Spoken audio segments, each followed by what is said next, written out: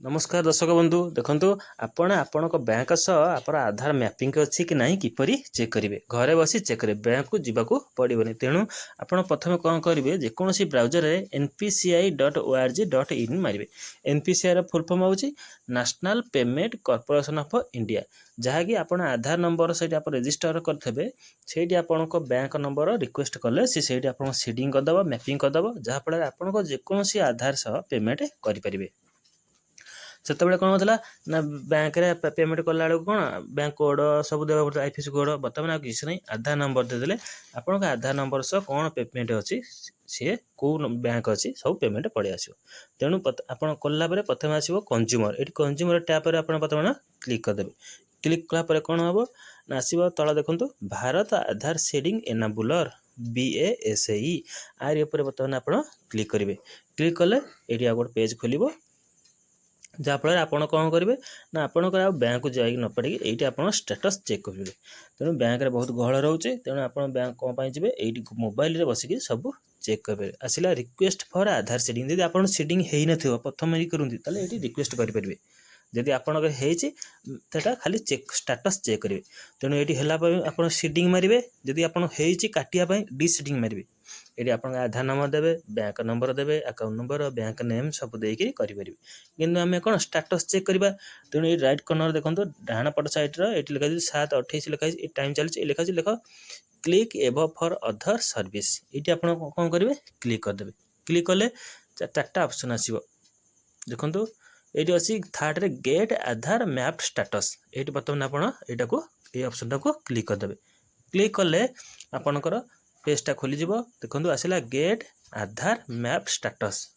आपणकर आधार स्टेटस कौन अच्छी ये आप देखिए ये एंटर योर आधार नंबर आपणकर आधार नंबरटा ये देवे ये आधार नंबर आपंकर कौन होता ना मोबाइल नंबर लिंक थी दरकार जब ना आप जापर कारण ये गोटे ओटीपी आसो वन टाइम पासवर्ड से देले आपणकर स्टेटस जापर तेणु ये आप आधार नंबर देले ये लिखा NKHEWF यहाँ हूँ कैप्चा यहाँ बर्तमान ये आप देवे कैप्चा को देलापर जहाँ लिखाई सेमतिया देवे सेमतिया देवे देलापर कौन हम से कौन ये खोल ना खोलनी देलापर गोटे मेसेजटा आसो आपको आधार तरफ आपको गोटे मेसेज आसो जे कि आपणकर वन टाइम पासवर्ड ये आसो देखो ये देले देलापर गेस्ट स्टेटस मारे जब आप डाटा कौन भूल अच्छी रिसेट मारदे आउ थे डाटा देवे ना चेक स्टेटस क्लिक कले आपणकर गोटे मेसेज आसो आधार केन्द्र तरफ आपको गोटे मेसेज आसो कारण आप आधार नंबर सह फोन नंबर लिंक थवा दरकार ये आसीगला ए 6 digit OTP send to your register mobile number ये नंबर को आप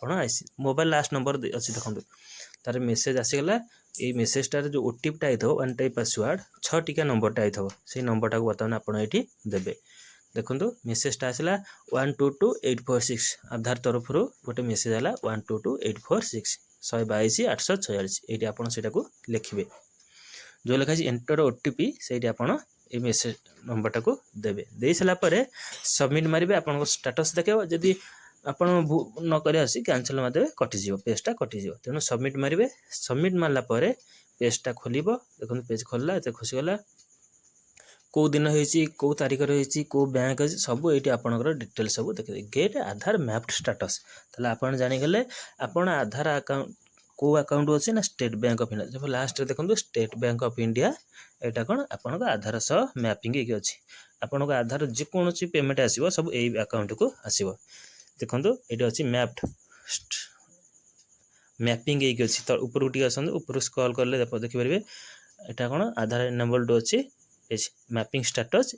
enable for DBT direct benefit tax जब आप कहे ना मुझे प्रथम फेणी जी प्रथम को जाइए आप आधार सीडिंग करेंगे कि ना दीदी स्टेट बैंक काटिक अलग बैंक देवे ताले काटिक आप कौन डिसीडिंग मारदेवे से आसो तेणु ये था आपणकर केमी आप DBT लिंक घरे बसी चेक करेंगे जहाँफल तुम मैंने आउ बैंक को न जाई ये देख देखो ये आप आधार नंबर देवे जदि काटिया डिसीडिंग मारे जब नुआ करेंगे सीडिंग मारिकी आप बैंक नंबर